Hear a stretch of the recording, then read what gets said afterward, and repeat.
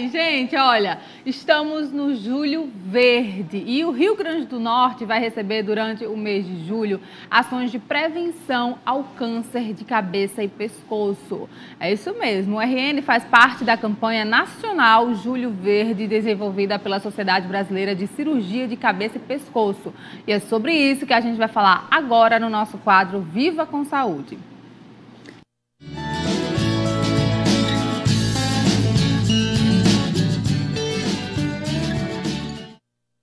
E para falar sobre esse assunto, a gente recebe agora a Maria Alice Cavalcante. Ela é fonoaudióloga. E olha só, gente, o câncer de cabeça e pescoço é composto por um grupo de tumores que afeta diversas áreas, tá? Entre elas a cavidade oral, laringe, cavidade nasal, glândulas salivares, responsáveis pelas funções, de fala, deglutição, respiração, paladar e olfato. A gente vai saber. Abrangente, muito abrangente, né? E até a gente comentou, né? A gente estava falando sobre que existe até o Julho Verde agora, né? Que bom. Pois é, eu não conhecia ainda, porque a gente sabe que tem Outubro Rosa, Novembro Azul, enfim, entre outros. Bem-vinda. Dezembro laranja, né? Exatamente. Bem-vinda, Maria Alice. Bem-vinda. Vamos falar um pouquinho, né, sobre o objetivo desse mês, né? O que é de fato o Julho Verde? Por que vocês estão fazendo esse evento, essa ação, né? O Julho Verde é uma campanha nacional de prevenção ao câncer de cabeça e pescoço, que acontece nacionalmente. Há 3 anos que a Sociedade Brasileira de Cirurgia de Cabeça e Pescoço empenhou essa campanha para que a gente possa estar divulgando entre a população os sintomas e a questão da prevenção dos sintomas iniciais para tratar este câncer. Você trabalha, né, com pacientes que fazem tratamentos de cirurgia de câncer de cabeça e de pescoço, né? Sim, eu trabalho na Liga contra o Câncer e eu trabalho na parte da reabilitação dos pacientes que sofrem, né, com alterações estéticas e físicas em decorrência das cirurgias de cabeça e pescoço. São cirurgias que muitas vezes são mutilantes, né? Pacientes que perdem a voz, que perdem a fala e que a gente pode estar fazendo tratamento de reabilitação. E existem alguns fatores de risco, né? Falando sobre a questão do câncer em si. O álcool e o tabagismo também são uns, né? Que podem ocasionar até outros tipos de câncer, né? Como esses vícios atuam nesse caso específico? Hoje a gente pode dizer que um dos fatores mais importantes é o cigarro, né? O fumo. E quando associado à bebida e alguns outros fatores, eles podem estar desencadeando esses tipos de tumores, né?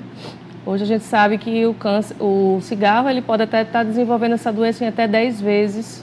A pessoa que fuma ela tem até 10 vezes possibilidade de desenvolver algum tipo de câncer, né? Não só de cabeça e pescoço, mas outros tipos de câncer também. Né? Pulmão, que é super comum. fígado. O pessoal ainda assim insiste, né? Insiste em estar fumando, infelizmente. E quais são as sequelas? Dava para você assim, dar exemplo? Quais algumas sequelas mais comuns, né, com esse tipo de câncer de cabeça e pescoço? A gente pode dar exemplo de alguns pacientes que tiveram câncer de laringe, que perderam a voz, né? As pregas vocais, elas são retiradas. O paciente que tem câncer na laringe, e muitas vezes a gente vê esses pacientes vêm para a gente ainda em estado ainda avançado, né? A gente sabe que existe toda uma burocracia ainda no dia de hoje pelo SUS para que esses pacientes possam chegar até a gente. E muitas vezes esse paciente, quando chega, ele chega ainda em estado avançado e muitas vezes precisa ser feita uma cirurgia mutilante nesses pacientes, né? Então a gente pode citar o caso dos pacientes que tiveram câncer de laringe, que perderam a voz por completo, e aí a gente vai ter que estar desenvolvendo uma nova forma de comunicação para que eles possam estar voltando a se comunicar novamente. E como é o trabalho de reabilitação, né, de pessoas que descobrem o tumor e tiram a laringe? Esse tratamento é um tratamento bem delicado, né? É um tratamento onde a gente trabalha em equipe, né? Existe uma equipe multidisciplinar, não só a fonoaudiologia, mas como toda a equipe multidisciplinar, o psicólogo, a nutricionista, porque o paciente ele realizou a cirurgia, mas aí o cirurgião, quando ele opera, ele tira a doença, mas quem faz a parte da reabilitação somos nós, né? E a gente tem toda uma equipe junto para que a gente possa estar tratando e desenvolvendo uma qualidade de vida melhor para esse paciente. Agora a gente falou nessa cirurgia no caso, né? O paciente que retira a laringe, ele vai ficar sem voz, né? Nunca temporariamente. mais. Pode voltar a voz dele, então? Pode sim. A gente vai treinar uma nova comunicação, né? Na verdade, existem algumas outras formas que ele pode estar voltando a falar, como a laringe eletrônica, a prótese vocal e a própria voz esofágica, que é uma voz produzida pelo nosso esôfago. O esôfago é o tubozinho por onde passa o alimento, né? E aí, a partir daí, a gente faz com que esse esôfago ele também vibre e produza o som. Então, é um trabalho bem delicado, porque a gente precisa de toda uma estrutura para que a gente possa estar funcionalizando o que sobrou, né? A gente diz assim, o que sobrou de estrutura para que a gente possa estar reabilitando. Mesmo assim, com essa reabilitação, existe, dá para ter uma vida normal, né? Dá para viver. Dá para viver, sim. A gente tem um grupo de pacientes, nós temos o coral dos laringectomizados, que são pacientes que perderam a voz e eles não só voltaram à vida social, né, a vida, desenvolveram algum tipo de comunicação e voltaram, sim, a ter uma qualidade de vida bem importante, sim, sempre que possível, uma qualidade de vida melhor. E de que forma o fonoaudiólogo ele pode ajudar durante o tratamento, né, com o câncer? Em quais tratamentos esse profissional é indicado? Nós trabalhamos desde a prevenção, né? A gente está trabalhando na questão da prevenção também, onde a gente está fazendo a gente pode estar fazendo palestras de orientações, de cuidados com a voz, com a fala, com a alimentação também. E a gente atende também no pós-operatório imediato, logo que esse paciente ele é cirurgiado, a gente começa a reabilitação. E aí, como é que fica a questão você falou da fala, né, e da deglutição? Fica normal? Como é que é, Alice? Dependendo da cirurgia, então, por exemplo, um paciente que teve um câncer de língua, por exemplo, algumas vezes aquela língua ela precisa ser retirada totalmente, né? Então, aquele paciente ele não vai ficar só com prejuízo na fala, na voz, ele vai ter um prejuízo na deglutição também. Então, muitas vezes eles ficam se alimentando por sonda por algum tempo, até a gente conseguir fazer com que aquele paciente ele consiga algum tipo de consistência por via oral novamente. Então, dependendo do tipo de cirurgia que é feita, né? Quanto maior a extensão da cirurgia, maior as sequelas e maior é o trabalho que a gente vai ter para reabilitar. Mas tudo funcionalmente a gente fala que a gente consegue um pouquinho. Eu acho que Deus é tão bom que Ele consegue deixar algumas outras estruturas para que essas outras estruturas que sobrem, elas ajudam as que estão faltando. Então, há uma compensação das outras estruturas que ficam faltando. Em quais fases da doença, né, do câncer em si, o fonoaudiólogo atua, né? Porque muita gente ainda tem dúvida sobre o papel do fonoaudiólogo, né? E principalmente nesses casos que envolvem o câncer. Você pode explicar um pouco mais para a gente? O fonoaudiólogo ele atua não só na prevenção, né, como a gente atua na reabilitação. Falando especificamente no câncer, a gente trabalha na questão dessas orientações, né? Então, sempre na questão da prevenção, paciente que passa mais de 15 dias com a rouquidão, com alguma dificuldade para se alimentar, com a rouquidão que não fica boa. Então, a gente vai estar dando algumas orientações e fazendo os encaminhamentos, né, para os cirurgiões de cabeça e pescoço, para os otorrinos, para que os médicos eles possam estar fazendo o diagnóstico correto, para que, sim, cada vez menos esses pacientes eles sofram com menos sequelas funcionais.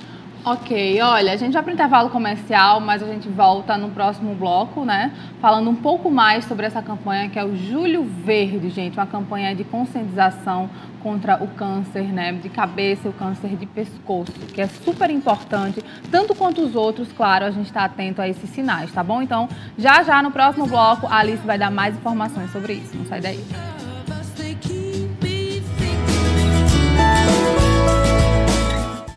Estamos de volta e a gente está conversando sobre o Julho Verde. Você sabe um pouco mais, né, sobre essa campanha? A gente está tirando várias dúvidas aqui com a nossa convidada Alice, tá? E, inclusive, a maior causa do câncer de cabeça e de pescoço, cuja incidência tem crescido nos últimos anos, né, é o tabagismo e a ingestão de bebidas alcoólicas, sendo que a chance de desenvolvimento do câncer entre esse grupo é 200 vezes maior em relação aos outros. É isso aí, gente. Olha, a prevenção é a melhor forma, aí, claro, né, de que não aconteça com você, de prevenir o câncer de cabeça e pescoço.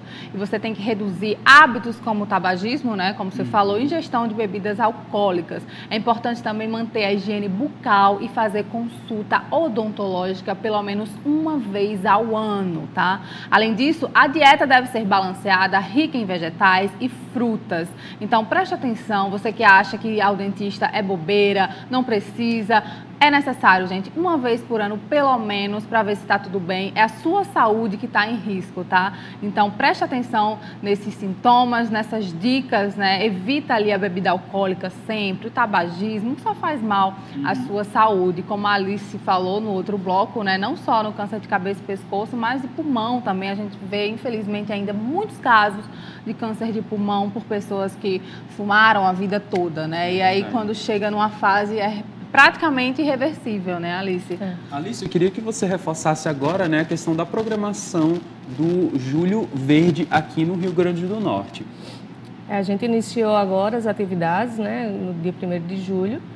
E agora, dia 8 de julho, a gente vai ter uma palestra, uma atividade no Parque das Dunas, onde a gente vai ter a apresentação do Coral dos Laringectomizados e palestra sobre os cuidados e a prevenção, né? 8 de julho vai ser no Parque das Dunas. Às 9 horas. Às 9 horas da manhã. No dia 10. No dia 10 de julho a gente vai estar em uma audiência pública na Assembleia Legislativa, onde a gente vai estar discutindo alguns direitos e requerendo algumas demandas em relação à qualidade de vida desses pacientes. Dia 14. Dia 14 de julho a gente vai estar indo para Mossoró, para um seminário lá na UERN, onde a gente vai estar discutindo também sobre esse assunto e sobre a prevenção do Então câncer. tá aí, 3 datas importantíssimas, né, aqui para o nosso Rio Grande do Norte, mas Julho Verde está acontecendo no Brasil inteiro, né, Paulo? É isso Interessante aí. saber sobre isso. Muito obrigada, viu, Alice, pela agradeço. sua participação. Gente, prevenção é a melhor coisa, então se previna aí desse câncer, né? Um mês como esse, que é todo voltado para esse assunto, serve para isso, para que vocês fiquem atentos a informações de profissionais, aqui, inclusive na mídia mesmo, como a gente está fazendo, mostrando para vocês que, infelizmente, a doença existe e ela tem que ser evitada, tá bom? Isso aí. Muito obrigado mais uma vez, Aline. Até a próxima. Obrigada.